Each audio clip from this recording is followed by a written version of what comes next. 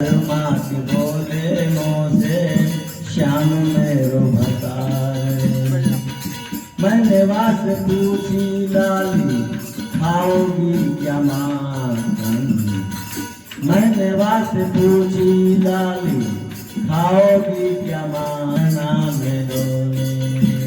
पाँव में पयलिया वाती चम चमा चमकोले। पाँव में पयलिया गौर भक्त जय गुरुदेवा जय गुरुदेवा गुरुदेवा जय गुरुदेवा जय गौरनिताय जय गौरनिताय गौरनिताय जय गौरनिताय जय सजीवना जय गौरहरि नदी हरि जय गौरहरि जय श्यामा कुंडा जय राधा कुंड श्याम कुंडा जय राधा कुंड जय गिरिराज जय गोवर्धन गिरिराज जय गोवर्धन जय राधा विनोद बिहारी राधा विनोद बिहारी राधे जय राधा रमण बिहारी राधा रमण बिहारी राधे जय राधा कुंज बिहारी राधा कुंज बिहारी राधे जय राधा ब्रज बिहारी राधा ब्रज बिहारी राधे जय राधा रास बिहारी राधा रास बिहारी राधे जय राधा माधव राधा माधव राधे जय राधा वृंदावन वृंदावन राधे जय राधा श्याम सुंदर राधा श्याम सुंदर राधे जय राधा दामोदर राधा दामोदर राधे जय राधा गोकुलानंद राधा गोकुलानंद राधे जय राधा रमण राधा रमण राधे जय राधा मदन मोहन राधा मदन मोहन राधे जय राधा गोविंद राधा गोविंद राधे जय राधा गोपीनाथ राधा गोपीनाथ राधे निताय गौर हरि बोल हरि बोल हरि बोल हरि बोल हरि बोल हरि बोल निताय गौर हरि बोल निताय गौर हरि बोल हरि बोल हरि बोल हरि बोल हरि बोल। सर्वप्रथम परम आनंदित लीला प्रविष्णु विष्णु पादष्टोत्तर सत श्रीमद भक्ति वेदांत तीर्थ गोस्वामी महाराज श्री गुरुदेव महाराज जी के जुगल पाद पदों में असंख्य कोटों को ज्ञापित करता हूँ। तत्पश्चात अभिन्न गुरुपाद पदों विष्णु पादष्टोत्तर सत श्रीमद भक्ति वेदांत माधव गोस्वामी महाराज जी के जुगल पाद पदों में असंख्य कोटों को ज्ञापित करता हूँ। आप सबसे अहद की कृपा की प्रार्थना करता हूँ। उपस्थित सभी श्रोताओं को यथायोग के अभिवादन प्रणाम। तो चलो हम सब चलते हैं ज्ञान यज्ञ में कुछ ज्ञान अर्जित करने के लिए। तो हम लोग इस जगत में आकर के अब भगवान को तो भूल गए हैं। किस प्रकार भूल गए हैं ये जानना जरूरी है ना कि किस प्रकार हम भूल गए हैं। जब हम जगत में आए तो मनुष्य के रूप में किसी चार वर्णों में एक ब्राह्मण का लड़का है, छोटा सा बच्चा है और मेला में जा रहा पिताजी के साथ और एन प्रकार उसका पिताजी से संबंध छूट गया, हाथ छूट गया और मेले में खो गया। वो रो रहा है। तो एक मुसलमान उसको पाया और उसको कुछ टॉफी वगैरह बिस्किट देकर चुप कराया, अपने घर ले गया। किंतु वो बच्चा 1.5-2 साल का है, ज़्यादा बड़ा नहीं है। धीरे धीरे वहीं उसका पालन पोषण होने लगा। तो अब मुसलमान के घर में रहने से क्या खाएगा वो? मांस खाएगा, वो भी गाय का मांस खाएगा और अल्लाह अल्लाह बोलेगा, उठक बैठक करेगा। यद्यप वो है कौन, ब्राह्मण का बालक। अब ऐसे करते करते 20 साल उसके बीत गए। सुनो, 20 साल बीत गए उसके। 20 साल में इन किन प्रकार उसको पता चला, चर्चा हो रही थी, क्या नहीं रहेगा। अब आ गया ब्राह्मण के, खाएगा, अल्लाह करेगा, नहीं करेगा। तो हम लोग जब यहाँ आए हैं तो एक स्वरूप लेकर के आए, और उस स्वरूप को हम माया के वशीभूत होकर के, माया के संग में पढ़ करके भूल गए। वास्तव में हम हैं कौन, हम समझ नहीं पा रहे। ठीक उस ब्राह्मण बालक, वो ब्राह्मण बालक पहले वो 150 साल में अपने को नहीं समझ पाया, इसलिए वो जिसके हाथ चला गया वही वो बन गया। अगर वो 5 साल में भी छूटता, 7 साल में भी छूटता, 10 साल में भी छूटता तो नहीं बनता, मुसलमान नहीं बनेगा, वो अल्लाह नहीं करेगा, वो मांस नहीं खाएगा, क्योंकि उसको वास्तविक स्थिति का ज्ञान रहेगा। भगवान जब हमें धराधाम पे भेजते हैं, हम भले गर्व में स्तुति करते हैं कि हम वहाँ जा करके आपकी भजन भक्ति करके हम आपके धाम को आएंगे, इस बार हमें माफ कर दीजिए, निकाल दीजिए, लेकिन हम आते ही यहाँ पर भूल जाते हैं, क्योंकि हम पंच अंधकार से ढके रहते हैं, 5 प्रकार का आवरण हमारे ऊपर लगा रहता है।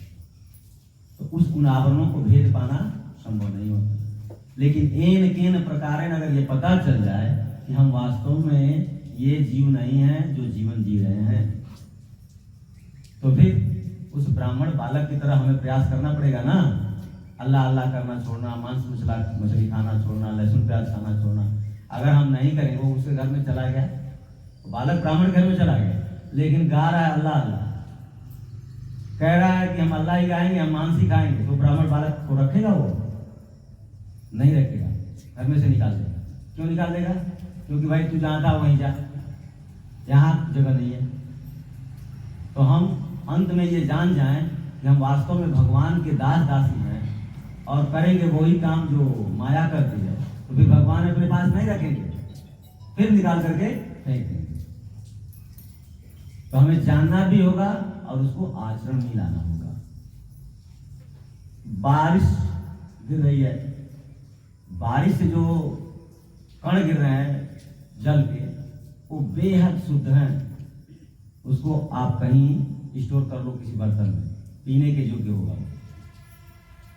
लेकिन वो पानी नदी में गिरेगा तो गंगा नदी में गिरा तो गंगा जल बन गया, जमुना में गिरा तो जमुना जल बन गया, सड़क पे गिरा तो पैरों तक लौदे गए, कीचड़ में गिरा तो कीचड़ बन गया, गंदे नाली में गिरा तो गंदा नाला पानी बन गया। जल में कोई दोष था क्या? लेकिन वो जिसके संपर्क में आया वो चीज ऊपर। जीव उस जल की तरह से स्वच्छ है, शुद्ध है, वो कभी दूषित नहीं होता। लेकिन वो संपर्क में किसके आया? शरीर कौन सा प्राप्त किया? स्त्री का, पुरुष का, नपुंसक का, अथवा कुत्ता, बिल्ली, शेर, भालू, बंदर, जो शरीर प्राप्त किया उसी शरीर को वो अपना मान लेता है और उसी से वो भ्रम में पड़ा रहता है। सोचता है कि मैं ये शरीर हूँ, ये मेरा घर है, मैं हमेशा यहाँ पे बना रहूंगा। इस कारण वो भ्रम में पड़ा रहता है और दुख का जंजाल अपने सिर पे डाल। एक सच्ची घटना बता रहे हैं और ये लगभग हर घरों में है। एक परिवार था, उसके घर में उसके माता पिता और एक छोटी सी बहन थी। लड़का थोड़ा बड़ा था तो पढ़ाई लिखाई करके और सर्विस करता था। 8 घंटे ड्यूटी करके आता और उसके बाद आराम से छत पे बैठ करके घर के कोने में बांसुरी बजाता, अच्छा धुन निकालता। अड़ोसी पड़ोसी भी सुनते, बड़े आनंद में रहते। जैसे वो कीर्तन नहीं करते, लेकिन इनका परिवार बहुत सात्विक था, तो वो भजन करते, कीर्तन करते, गीता रामायण पाठ करते, और जो लड़की थी वो भी जो संभव होता सहयोग करती और स्कूल जाती पढ़ने का क्रम चलता रहा। कोई दुख उनको सताता नहीं। बड़े इत्मीनान से उनका जीवन चल रहा था। कुछ पड़ोसियों को अच्छा नहीं लगा, भाई होता ही है कि इनका घर बड़े सुख चैन से रह रहा है, तो क्या कर दिया जाए कि इनके घर में कुछ परेशानी आ जाए, इतने आनंद से कैसे रह रहे हैं। लेकिन उनके घर में कोई ऑप्शन ही नहीं था, क्योंकि माँ बाप मानेगी नहीं, पिता बात मानेगा नहीं, एक ही बहन है वो भी छोटी है, पढ़ रही, वो बात मानेगी नहीं, और लड़का तो कमा ही रहा, कर ही रहा से, तो किस पे वो लकड़ी लगाएंगे, लगता नहीं। समय का प्रतीक्षा कर रहे हैं, समय आया, समय सबका आता है, काल सबको घसीट ले जाता है। उसकी शादी की बात चली और पड़ोसियों के चेहरे खिल गए कि शादी हो जाएगी, हमारा काम बन जाएगा। शादी भी हो गई, 2-4 दिन बीत भी गया तो कुछ आवाज नहीं आई घर में से, वही क्रम चल रहा है, बांसुरी बज रहा है, कथा कीर्तन हो रहा है, सब आ रहे हैं जा रहे हैं, अपने सब लगे हुए। अब एक पड़ोसी के जो है पेट में पानी नहीं पड़ता, वो रात दिन चक्कर में रहती, आ गई भाई इतने आराम से, 4 घर के थे तो कोई समस्या नहीं थी, एक तो बाहर से आई है ना, तो कम से कम वो तो कुछ विद्रोह करेगी, लेकिन वो भी वैसे ही उनके साथ ही उनके सेवा में ही लगती। अब उसको बड़ा दुख हुआ, गई कहने के, लेकिन सास ससुर वहीं पर है, नहीं कह पाई। फिराक में लगे लगे एक दिन ऐसा समय आया कि वो अकेले मिल गई और उसके कान में 2 शब्द बोल के चली गई। अब वो क्या कर लिया, अब 2 शब्द उसने सुन लिया। अब किसी तरह से शाम हुआ, पति आया घर में, उसने कहा भाई देखो हम लोग का जीवन इस तरह से कैसे चलेगा, जो तुम कमाते हो वो खर्च हो जाता है, बचता तो कुछ नहीं, तो फिर हमारे भविष्य में क्या होगा, कैसे होगा। तो लड़का कह रहा है कि देखो मैं इतनी छोटे बच्चे से जब मैं जन्म हुआ तब से मैं देख रहा हूँ, और जब से मैंने होश समझा, जब से मुझे पता है कि जीवन कैसे चल रहा है, तब से मैं देख रहा हूँ कि मेरे घर में किसी तरह कोई परेशानी नहीं है और सब कुछ ठीक ठाक से चल रहा है। पिताजी माताजी भी अपना कथा कीर्तन में पाठ में लगे रहते हैं, हम भी जो है बांसुरी बजाते हैं, आनंद आता है, भगवान की सेवा में लगे हुए हैं। और जो भगवान ने दिया है 10 रुपये मिल रहा है खाने पीने के लिए, क्या कमी है तुमको? बोले नहीं ऐसे नहीं चले, आप जिद कर देंगे। बोले बताओ तुम्हें क्या करना चाहिए? बोले कुछ हमें बचत करना चाहिए। तो बोला ठीक है, किस तरह से बचत करेंगे? थोड़ा तुम भी काम करो और थोड़ा मैं भी करूँ। उसने अपना भी चैन खो दिया और नौकरी करने लगा, और इसको भी 8 घंटे की जगह पे 12 घंटा 14 घंटा काम में लगा। अब पैसे तो आ रहे हैं, लेकिन बांसुरी बजाने का मौका नहीं, पाठ सुनने का मौका नहीं। अमन चमन जो था वो गायब हो गया। अब अमन चमन जब गायब हो गया, पैसे तो इकट्ठा हो गया, काम सबको घसीट रहा है। अब वो जो लड़की पढ़ रही थी वो बड़ी हो गई, उसकी शादी करनी समझ आ गई। अब बैंक में पैसे हैं तो हाथ खोल के खर्चे करते हैं। अब ऐसे खर्चा किया कि जैसे लैंडलॉर्ड हो, बहुत प्रॉपर्टी वाला, और हाथ खोल के खर्चा किया। अब पता चला कि सारे पैसे बचे, शादी हो गई धूमधाम से, लड़के अपने घर चल गए। अब फिर विचार, फिर वहीं आ गई जहां से शुरू किया, फिर विचार करने लगे कि चाहे जैसा था, हम लोग पूर्व में बहुत अच्छे थे, पूर्व में अच्छे थे। क्यों? क्योंकि आराम से कमाते थे, हमको भी नौकरी नहीं करनी पड़ती थी, और जो मिलता था आराम से भजन पूजन भी होता था, सेवा भी होती थी, बांसुरी बजती थी। तो लड़का कहा भाई हम इसमें क्या कर सकते हैं, इच्छा तो तुम्हारी ही है। और याद रखो, करोड़ों होगा तो भी लड़की की शादी होगी, और करोड़ों नहीं होगा तो भी लड़की की शादी होगी। शादी कोई पैसे से नहीं होती है, जिसके नसीब में होता है वो उसको वर्ण करके ले जाएगा। ये न किसी प्रकार में कोई ना कोई खड़ा होगा, कोई ना कोई व्यवस्था भगवान बनाएंगे, क्योंकि सबके दाता राम। कहावत है ना, अजगर करे न चाकरी, पंछी करे न काम, दास मरुक जी कह गए सबके दाता राम। अजगर कितना खाता है, कोई कार्य नहीं करता। पंछी को कर लो, दाना डाल दो, 10 दिन के लिए भोजन दे दो, नहीं लेगा वो 4 दाना चुगेगा और चल जाएगा। तुम्हारा वो अनाज सड़ जाए, तुम ले जाए स्टोर करो, तुम रखो अपने लिए, उन्हें रखेगा तो कल फिर आएगा दाना चुगने के लिए। रोज अपना कमा के खाता है, लेकिन वो ले नहीं जाता, कोई काम भी नहीं करता। तो सबके दाता राम है, सारी व्यवस्था उनके हाथ में, हमारे हाथ में थोड़े कुछ है। वो अवश्य में वो करेंगे, फिर पति पत्नी दोनों विचार करने लगे। फिर स्त्री का स्वभाव होता है थोड़ा सा, जब भाव आता है तो भाव को कभी रोने लगती है, रोने लगी। उसने कहा भाई देखो मैंने कुछ कहा नहीं, तुम रो क्यों रही हो? बोले जैसा था आप पीछे लौट जाओ। कहा मैं तो कब से इंतजार कर रहा, तुम बोल ही नहीं रही हो। मेरा भी चैन सुख खत्म, तुम्हारा भी चैन सुख खत्म। फिर वो भी घर में बैठ गई और वो पुरुष 8 घंटे की ड्यूटी पर आ गया। फिर शाम को आता, बंसी बजाता और धूम चलता।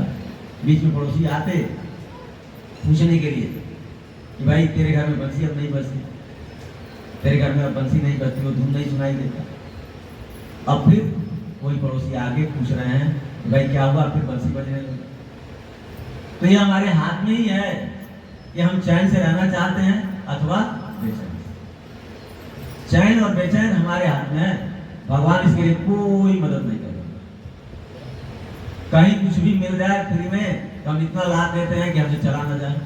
1 किलोमीटर जाना हो, 500 मीटर जाना हो तो सर पे बोझ लेके मर जाते हैं।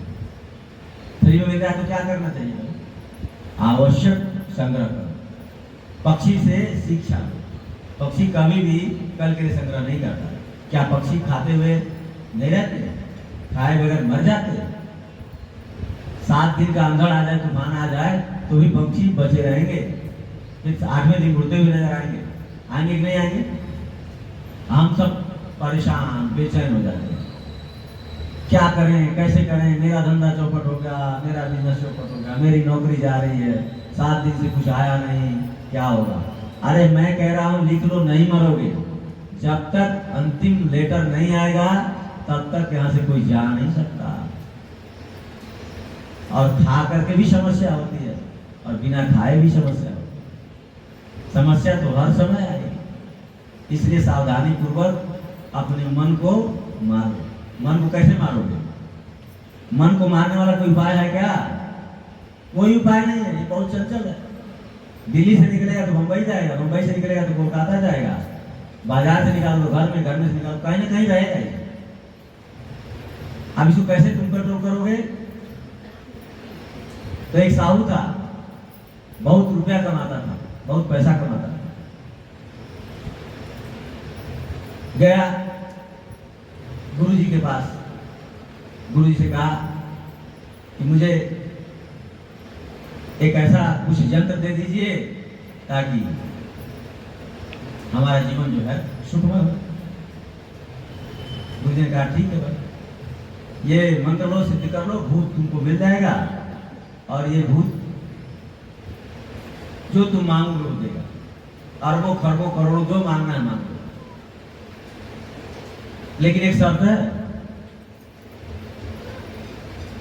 उसी ने कहा कि भाई मैं जब आऊंगा तुम्हारे घर में तो 1 मिनट में बैठूंगा नहीं, मुझे कार्य चाहिए। तो उसने विचार तो किया नहीं। बोला कार्य की क्या करनी है, कोई ना कोई कार्य रहता ही है, जो न कोई से कुछ दे देंगे तुमको, सेवा में लगे रहना। अब वो तो जानता नहीं था कि जिन्न क्या करता है। और जिन्न आ गया उसके पीछे सिद्ध होकर। उसने कहा काम बताओ। बोला यहाँ से रुपए लाओ। सेकंड नहीं लगा, रख दिया। बोला यहाँ 5 तला बिल्डिंग बना दो।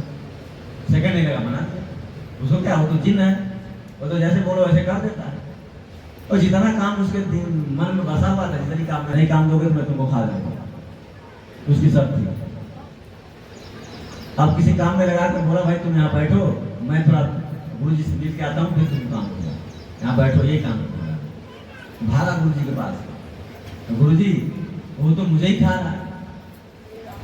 बोले तो पहले से बताया था कि तुम उसको काम नहीं दोगे तो खा जाएगा। ये मन है ना, बहुत बदमाश है। अगर इसको कहीं नहीं लगाओगे तो ये खा जाएगा, मन खा जाएगा। इसलिए इसको लगाना पड़ेगा। गुरु जी ने कहा भाई इसको लगाना पड़ेगा, काम पे लगाओ, नहीं तो खा जाएगा तुमको। तुम तो बोलता था बहुत काम है, बहुत आवश्यकता है, 10 तला बिल्डिंग, स्कूल, मकान, भवन, हॉस्पिटल, क्या क्या बनवाना था। बोला सब तो सेकंड उपाय तुमको बताते हैं।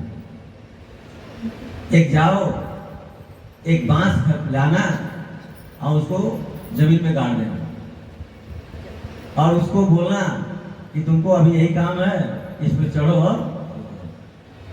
और उसी में लगा रहेगा, तुमको खाएगा नहीं।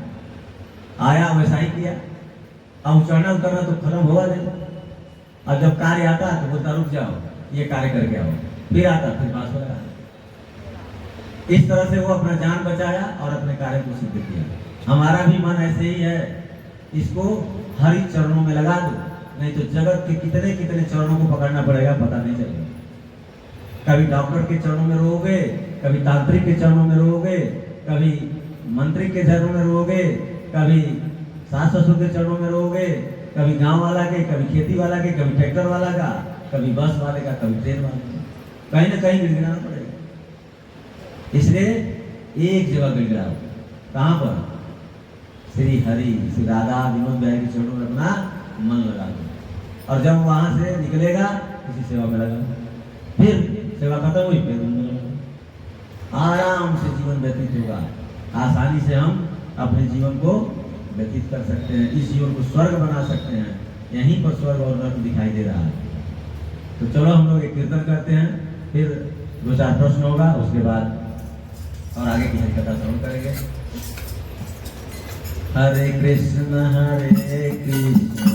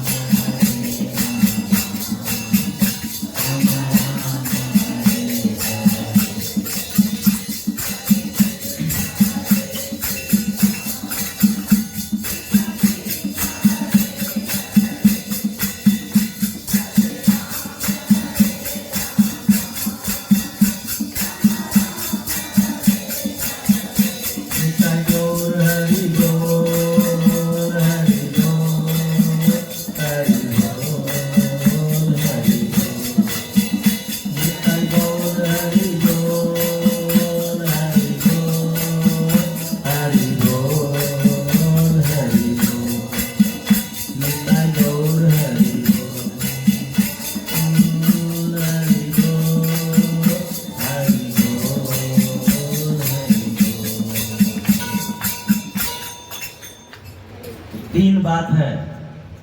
एक बात है राजा नृग की कहानी, कल मैंने बताया था ना, भागवत में राजा नृग दान देने के उपलक्ष्य में कथा है। और एक है भगवान ने कहा है कि हमारे भक्तों का कभी नाश नहीं होता, अगर कोई भक्ति करता है तो उसकी 21 पीढ़ी की रक्षा करता है। तो प्रहलाद महाराज भक्त हुए और उनका पुत्र हुए विरोचन, विरोचन के पुत्र हुए बलि, बलि के पुत्र हुए बाणासुर।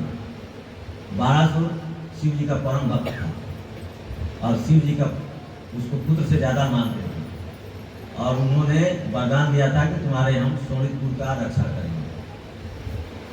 तो द्वारपाल बनकर के शिव जी रहते थे। भगवान कृष्ण की लड़ाई हुई थी। तो एक कथा ये है। और तीसरी बात है कि तुम लोगों के मन में कोई प्रश्न हो तो उन प्रश्नों का निवारण यहाँ कर सकते हो, क्योंकि आज यहाँ पर कथा समापन दिवस है। कल कथा जो है श्रीमान कमल प्रभु जी के घर पे होगा और परसों श्रीमान पवन जी के घर में होगा, उनकी बिटिया का जन्म दिवस है। तो उसमें सबको आमंत्रित तो किए ही हैं, अपने अड़ोस पड़ोस के लोगों को भी लेके आओ, कोई समस्या नहीं है। उन्होंने पहले ही बता दिया है कि आप एक से अधिक भी आ सकते हैं, 2, 4, 10 भी आ सकते हैं, कोई समस्या नहीं है। तो किसी का कोई प्रश्न है, किसी को कुछ पूछना है, चलो कुछ नहीं पूछना है तो 2 कथाओं में से कौन सी कथा सुनना चाहते हो? राजा नृग की अथवा बाणासुर की? बाणासुर का सब लोग सहमत है? बाणासुर कथा सुनेंगे? हैं? ठीक है। तो ये कथा उस समय की है, भागवत में इसका वर्णन है। भगवान कृष्ण, उनकी शादी हो चुकी थी, उनके पुत्र प्रद्युम्न हुए और प्रद्युम्न के पुत्र अनिरुद्ध हुए। अनिरुद्ध की शादी रुक्मी के पौत्री से हुआ था। जो रुक्मिणी है उनकी भाई का नतनी थी, उसे हुआ था, और भी रुक्मिणी की नाती है। तीसरा जनरेशन। जो बाणासुर है उसकी एक बहुत सुंदर दिव्य सुंदरी पुत्री है। उसने पार्वती जी का बहुत सेवा किया, तो वो प्रसन्न होकर के उसको वर दिया। उसी वर के परिप्रेक्ष्य में जब उषा वयस्क हो गई तो सो रही थी, तो उसको जो है स्वप्न में एक पुरुष का दर्शन हुआ, जिससे उसका प्रेमालाप चल रहा था। क्योंकि बाणासुर ने इतना सुंदर किला बनाया था कि परिंदा भी उस पर नहीं मार सकता। मतलब उस स्त्री कक्ष में पुरुष का प्रवेश बिल्कुल नामुमकिन था, कोई उसमें घुस नहीं सकता। इतने पहरेदार थे, इतनी कड़ी चौकसी व्यवस्था में उसको रखा गया। तो उसकी बहुत सारी सखियां थी। जब वो सपने में इस तरह का बात करके उठ के बैठ गई तो सखी ने पूछा, उसकी एक सखी का नाम था चित्रलेखा, जो कुष्मांड का पुत्री थी। कुष्मांड उसके सेनापति थे। तो उसने पूछा कि तुम्हारी शादी तो हुई नहीं, मैं जानती हूँ तुम कुमारी हो, तो भी तुम इस तरह के प्रसंग में कैसे नहीं हो? पुरुष से तुम्हारा भेंट हुआ ही नहीं, पुरुष को देखा ही नहीं, यहाँ तक पुरुष आता ही नहीं। उसने शर्माते शर्माते सारी बात बताई। तो बोली ठीक है, इस पृथ्वी ने तीनों लोक 14 भुवन जितना है, तुम उसका चेहरा पहचानो। मैं तो चित्रलेखा उसका नाम है, चित्र बनाती है बहुत सुंदर। तो पहले देवताओं का बनाना शुरू किया, तो इस तरह से सारे लोगों का चित्र बनाना शुरू किया। सबको उषा ने मना कर दिया, नहीं नहीं ये नहीं, ये नहीं, ये नहीं। बनाते बनाते अब द्वारका में पहुंच गए, कृष्ण का बनाया। तो थोड़ी सी उसको लज्जा आई। जब प्रद्युम्न का बनाया तो बिल्कुल शर्मा गई, और जब अनिरुद्ध का बनाया तो उसने बिल्कुल ही बता दिया कि यही वो पुरुष है। तो अनिरुद्ध के पिता है प्रद्युम्न, तो ससुर से तो बहुत शर्माती ही है, इसलिए उसको शर्म आ गया तो समझ गई। उसने कहा ठीक है, तुम चिंता मत करो, किसी भी प्रकार से मैं तुम्हारे यहाँ इस प्रेमी को ले आऊँ। उसको बहुत सारी कलाएं सिद्ध थी। आकाश मार्ग से उड़ गई और द्वारका में सीधे अनिरुद्ध कक्ष पहुंच गई और अनिरुद्ध को उठा करके ले आए और उसके कक्ष में रख दिया। अब वहां वो दोनों आराम से विहार रहने लगे। तो स्त्री का जब पुरुष से संपर्क होता है तो उसके लक्षण बदल जाते हैं। 2-3 महीने में उसके लक्षण बदलने लगे। तो जो रखवाली करते थे, चौकीदार थे, अब उनके प्राणों को बन गए या हम तो कभी किसी को आने नहीं दिया और इसका तो लक्षण विपरीत बदल रहा है, अब कक्ष में कोई प्रवेश कर नहीं सकता। तो भी उन्होंने बाणासुर को अपनी रक्षा के लिए जाके बताया। ये तक मैंने देखा नहीं है, लेकिन उसके जो लक्षण है वो विपरीत भाव बता रहा है कि कहीं न कहीं कोई पुरुष उसमें उपस्थित है। बाणासुर को बहुत गुस्सा आया, भागा वहां से, आया तो देखा प्रद्युम्न और वो दोनों बैठ करके पासा खेल रहे थे। अब उसने तुरंत आदेश दिया। तो अनिरुद्ध कौन है? चतुर्वेद में से भगवान श्री कृष्ण जब विस्तार करते हैं तो संकर्षण, वासुदेव, अनिरुद्ध और प्रद्युम्न 4 विस्तार में से होता है। तो 4 में से वो भी एक मूल भगवान है और उनसे कोई जीत नहीं सकता। सारे सेनाओं को मार के भगा दिया, तितर बितर कर दिया। बाणासुर बड़ा पश्चाताप करने लगा। उसको ब्रह्मास्त्र में नाग पास आता है, उससे बांधने की कला आती है, उससे उसको बांध लिया। तो हनुमान जी बच गए। क्यों बच गए? क्योंकि भगवान ने उनको शक्ति दी है, अगर हम उसको तोड़ देंगे तो फिर उनकी अवहेलना हो जाएगी। इसलिए देवताओं की अवहेलना न होने पाए, इसलिए हनुमान जी भी नागपाश में बच गए। भगवान श्री राम स्वयं बच गए और वहां से गरुड़ को क्या हुआ? घमंड हो गया, नागपाश काट दिए। बोले ये कैसे भगवान हो? फिर उनका भी शमन हुआ। कथाएं एक से एक जुड़ती रहती हैं, कड़ियाँ जुड़ेगी तो बहुत लंबी लंबी कथाएं उभर करके आप सामने आएंगी। हमारे पास समय तो बहुत कम है। अब यहाँ पर जब उसको बांध दिया तो कारागार में डाल दिया। अनिरुद्ध अपने कारागार में है, उषा अपने घर में है और वो द्वारका में उपस्थित नहीं है। कुछ दिन व्यतीत हो गए तो सब लोग चिंता करने लगे कि भाई इतने दिन तक अनिरुद्ध दिखाई नहीं दे रहे, कहाँ चले गए, क्या हो गया, कैसे चले गए, इतनी सुरक्षित व्यवस्था से कैसे वो निकल गए। तो कोई भी परिंदा भगवान के घर में पर नहीं मार सकता, लेकिन कैसे हुआ? भगवान की इच्छा से हुआ। हुआ क्या? जब बाणासुर को तपस्या करके शिव जी को प्रसन्न कर लिया तो उसकी 1000 भुजाएं थी और 1000 भुजाओं से उसने 500 मृदंग लिया। भगवान शिव को नटराज कहते हैं, शिव ठाकुर क्या कहते हैं? नटराज। जब नृत्य करते हैं तो उनके साथ कोई वाद्य नहीं बजा सकता, लेकिन बाणासुर इतना उनका प्रेमी भक्त था कि 500 हाथों से बजाया और शिव जी प्रसन्न हो गए।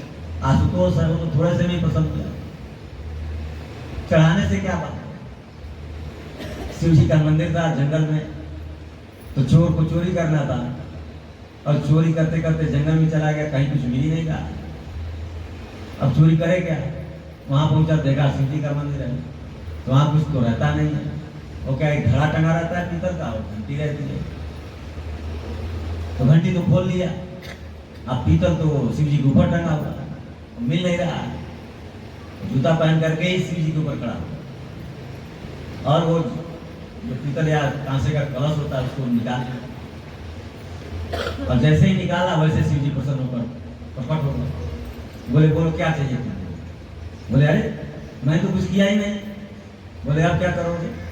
लोग तो जल, बेलपत्र, पुष्प चढ़ाते हैं, तू तो अपना पूरा शरीर ही चढ़ा दिया, अब इसे ज्यादा क्या चढ़ाओगे?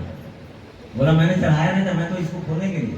बोला नहीं नहीं मैं जानता हूँ, भक्त लोग ऐसे ही बोलते हैं। बोलो क्या चाहिए? तो शिव जी कौन है? आशुतोष। उनके साथ थोड़ा भी संबंध रखो तो तुरंत प्रसन्न हो जाते हैं। लेकिन वो जागतिक वस्तुओं को ही दे सकते, परमार्थ नहीं देते। परमार्थ देने के लिए फिर कृष्ण के पास जाना होगा और भेजते भी हैं, साथ लेके जाते भी हैं। तो बाणासुर जब प्रसन्न किया शिव जी को तो उसने वर मांगा, तो भगवान ने दिया। शिव जी कहते हैं कि ठीक है, हम तुम्हारी महल की रखवाली करेंगे। रखवाली करने लगे। अब एक दिन जब हमारे अंदर कुछ रहती है ना शक्ति, तो खुजली होती है, तो उसके हाथ में खुजली होने लगी। पूरे जगत में देखा कहीं कोई लड़ने वाला नहीं है उससे, तो शिव जी के पास पहुंच गया खुजली मिटाने के लिए। बोला पूरा लोक में ढूंढ लिया, कोई मुझसे लड़ने आता नहीं, जो आता वो डर के भाग जाता। और वाकई में ऐसा होता था, डर के लोग भाग जाते।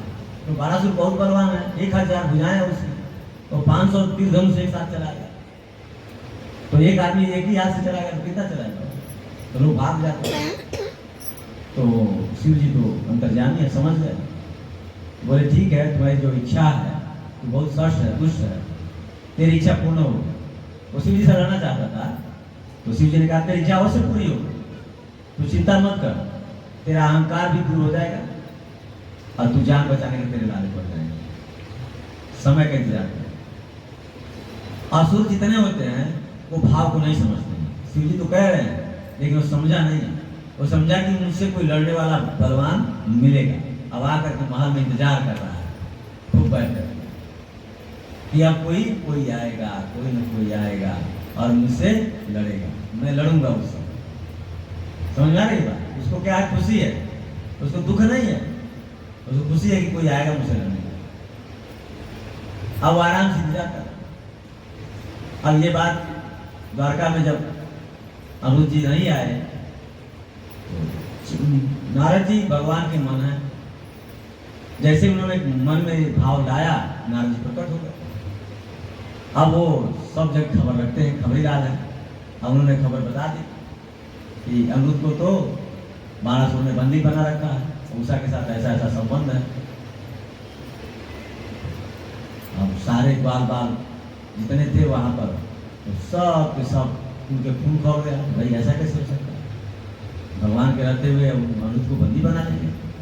अब सब के सब तैयार, तुरंत फेरी बच गई, सारे सैनिक इकट्ठा हो गए। 18 अक्षौहिणी सेना तैयार हो गई, एक विशाल सेना। जितना महाभारत में सेना थी दोनों पक्षों की, उतना अकेले भगवान की सेना तैयार हो गई। उसको नारायणी सेना कहते हैं, नारायण की सेना। अब उस सेना को लेकर के अब सोनितपुर पर चढ़ाई कर दिया भगवान। अब जितने उनके गण हैं जो रक्षा कर रहे हैं, उनको मारते तोड़ते उसका व्यूह बनाया, 7 परकोटा बनाया था, 7 लेयर से सुरक्षा कर रहा था वो नगरी का। कोई एक ऊपर से आकाश से भी कोई नहीं आ सकता था।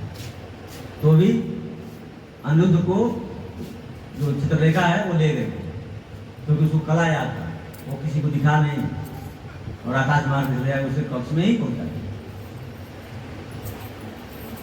अब जब देखा कि सारी सेनाएं हमारा तितर बितर हो रही हैं और ये द्वारकापुरी के वासी जो है सारा हमला कर रहे हैं, तो शिव जी को आह्वान किया। शिव जी आ गए, गणेश जी आ गए, कार्तिकेय जी आ गए, नंदी आ गए, वीरभद्र आ गए, सब लोग आ गए। अब सब लोग लड़ाई कर रहे। अब एक एक योद्धा से लड़ रहा है, लड़ाई चल रही है।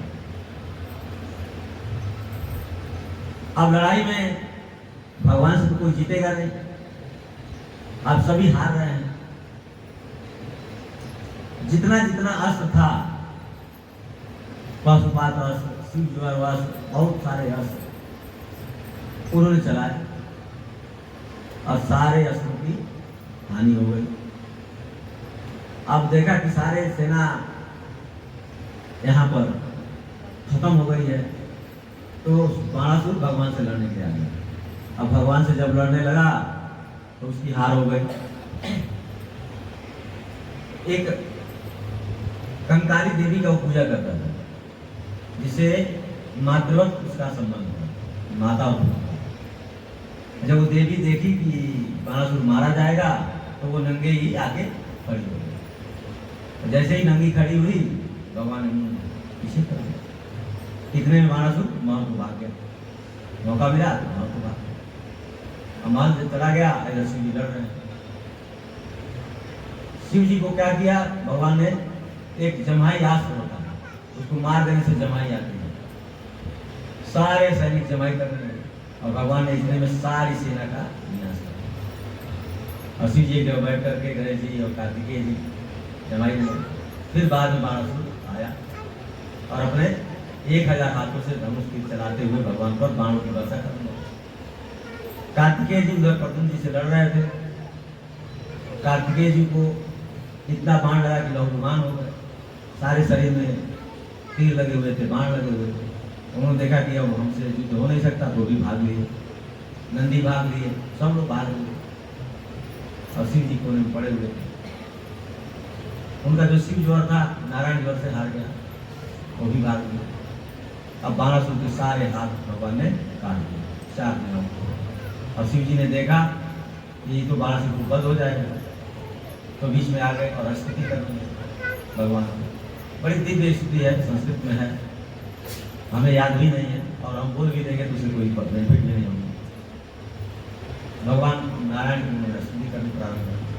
जब स्तुति हो गया तो भगवान हंसने लगे, बोले कि देखो आपकी स्तुति करने से कोई फर्क नहीं पड़ता, ये प्रहलाद महाराज के खानदान में है और मैंने प्रहलाद को वचन दे रखा है कि हमारी 21 पीढ़ियों का कभी हम नाश नहीं करेंगे। इसलिए प्रहलाद महाराज के जितने खानदान में असुर आएंगे उनको हम वध नहीं करेंगे। लेकिन इतना कर दिया हूँ कि अब बाणासुर के हाथ में खुजली नहीं होगी, अब खुजली लेकर तो घूमेगा नहीं। और शिव जी से भगवान नारायण प्रसन्न हुए और उसको जीवन दान दिया। जब उसको जीवन दान मिल गया, जब वो समझ गया कि अब भगवान मारेंगे नहीं, सारी सेना उसकी समाप्त हो चुकी थी, फिर गया और जा करके उषा को और अनिरुद्ध को वर वधू के रूप में जो भी विदाई का सामान होता है, कहते हैं कि 1000 घोड़े हाथी दे करके और बहुत सारी दास दासियां दे करके उसने विदा किया। और भगवान एक अक्षोणी सेना को आगे करके बाकी सेना को पीछे करके और बीच में चलते हुए वो द्वारका नगरी में पहुंचे। जब वो जा रहे थे तो पूर्व में ही द्वारका वासियों को सूचना मिल गई कि भगवान उषा और अनिरुद्ध को लेकर के आ रहे हैं। तो द्वार के जितने प्रवेश द्वार थे सारे द्वारों को सजाया गया, जल से छिड़काव किया गया। ये झंडी पटाखे जो लगते हैं उन पटाखों से, झंडियों से सजाया गया। बड़े बड़े गेट बनाए गए, तोरण बनाए गए, उत्सव का माहौल बनाया गया, विवाह के लिए मंडप बनाया गया और लोगों को खिलाने के लिए प्रसादन की व्यवस्था की गई। और ये जितने लोग वहाँ बचे हुए थे जो नागरिक, वो सारे वो ग्वालबारी सब उन्होंने वहाँ किया। जो ब्रजवासी हैं, जो द्वारकापुर में रहते हैं, उन्होंने ही सारी व्यवस्था की। और जब भगवान पहुँचे तो बड़े धूमधाम से उनकी विवाह हुई। और इस तरह से शिव जी के द्वारा रक्षित बाणासुर का रक्षा हुआ। शिव जी परम भगवान के भक्त हैं, लेकिन जब वो युद्ध हो रहा था तो देवता, नाग, किन्नर, चारण, जितने गंधर्व, ऋषि मुनि सब आकाश मानव करते थे।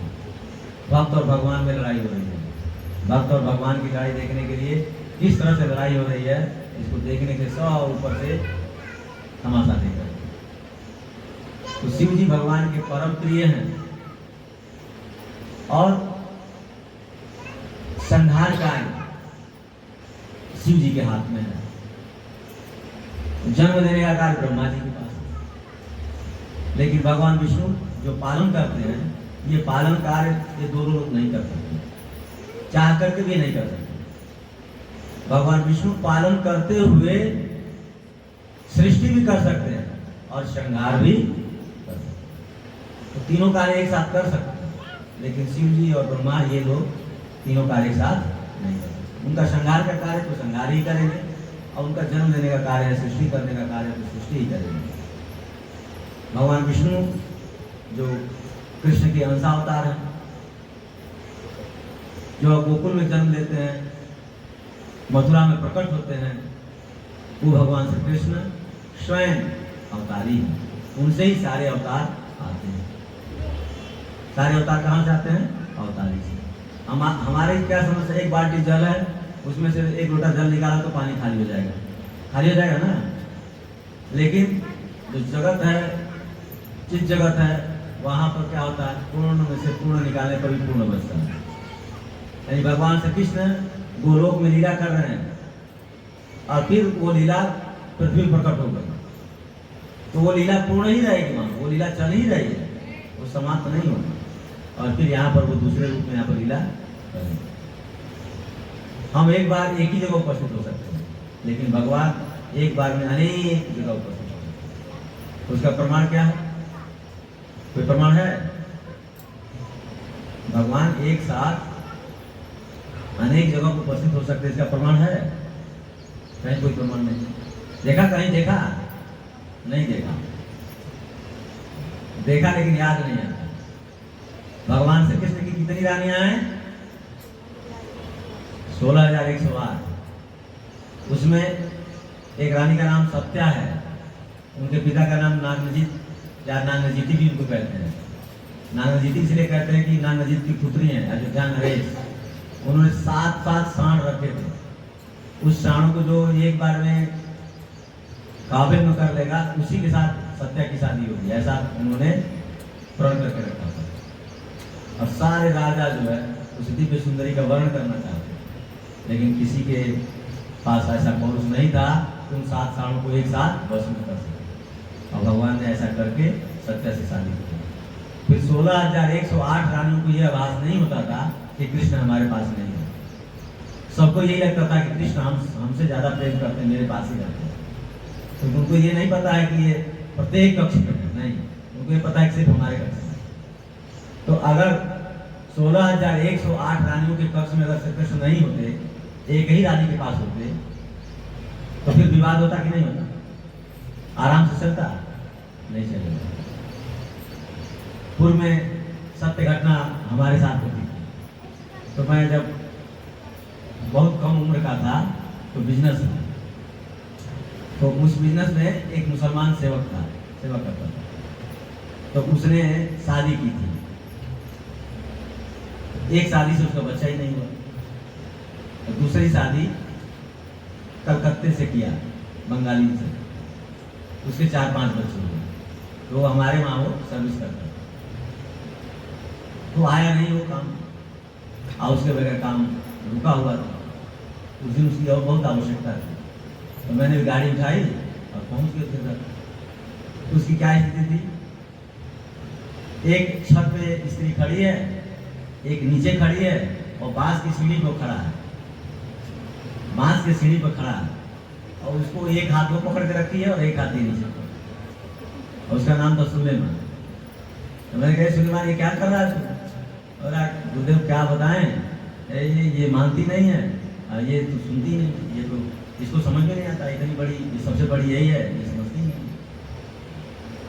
तो मैंने एक वहाँ डंडा रखा हुआ था, मैंने कहा कि डंडा देखा ना, अभी इतने मारेंगे दोनों को कि तुम्हारा पता नहीं चलेगा, छोड़ दो उसको, छोड़ो, तुरंत उसको उतारा और गाड़ी को बैठा देके साइड पे आ गया। तो मैंने कहा ये बता तू ऐसे कैसे जीवन जीता है? बोला गुरुदेव एक दिन का बात नहीं है, मैक्सिमम टाइम ऐसा होता है, ये कुछ और बोलती हूँ, कुछ और बोलती, विवाद बना रहता है, विवाद बना रहता है। तो 2 पत्नी का ये हाल है। सत्य घटना मेरे आंखों के सामने, मेरा अपना मतलब अनुभव में बताता हूँ। अन्य जगहों पर क्या होता होगा मुझे पता नहीं, लेकिन ये मैंने अपने आंखों से देखा था। तो जहाँ 16,108 रानियां हैं, उनको संतुष्ट करना एक व्यक्ति के बस में है? संभव ही नहीं। इसलिए भगवान 16,108 रूपों में 16,108 महलों में रहते थे, लेकिन रानियों को ये लगता था कि भगवान मेरे ही कक्ष में रहते हैं, मुझे ही सबसे ज्यादा प्रेम करते हैं, इसलिए वो किसी से कुछ बोलती नहीं, और सबके घर में रहते, सभी आराम से हैं, खुश हैं। तो वो सब कार्य भगवान कर सकते हैं, वो एक समय में कई जगह उपस्थित हो सकते हैं। वो पूर्ण होकर के भी पूर्ण कहीं जा सकते हैं, और जहाँ से वो जाएंगे वहाँ भी पूर्ण ही विराजमान है, उनमें घटता बढ़ता नहीं है। हम जो कोई भी वस्तु लेंगे तो उसमें से थोड़ा भी निकालेंगे तो वो वस्तु घट जाएगी। तो इस तरह से भगवान के दिव्य नाम का कीर्तन करो। क्या कीर्तन करना है बताओ? हरे कृष्णा कृष्णा कृष्णा हरे हरे, हरे राम राम राम हरे हरे। कितना आसान है, कुछ मुश्किल नहीं है। भगवान के पवित्र नाम का कीर्तन करो। और आवश्यक सूचना है, कल कमल जी के घर नहीं होगा, यहाँ पर हम रहते हैं। जिसको जो पहुँच सकता है पहुँचे। और परसों जो है पवन जी के वहाँ होगा, तो आप लोगों को पता ही है। अब भी किसी को अपना मोबाइल नंबर देना हो कथा सुनने, क्योंकि मैं तो कल के बाद कथा नहीं बोलूँगा ना यहाँ पे। तो जिनको कथा सुनना है वो अपना व्हाट्सएप नंबर दे देंगे तो उनके मोबाइल पे कथा मिलेगा। हाँ, किसी का है?